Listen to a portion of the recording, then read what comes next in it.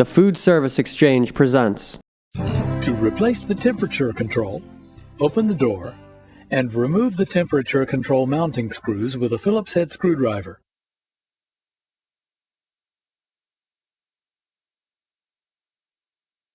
Remove the temperature control knob by pulling it straight down.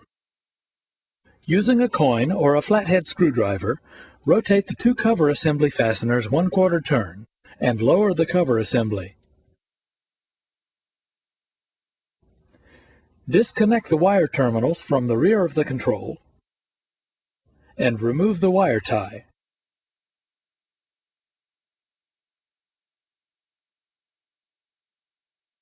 Remove the capillary probe from the probe well. Slide the plastic sleeve off the defective control and install it onto the new control. Insert the new temperature control probe into the probe well until the plastic sleeve contacts the probe well. Reconnect the plugs to the control.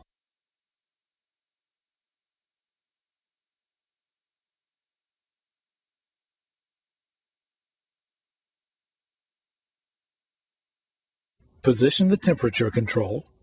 Secure the capillary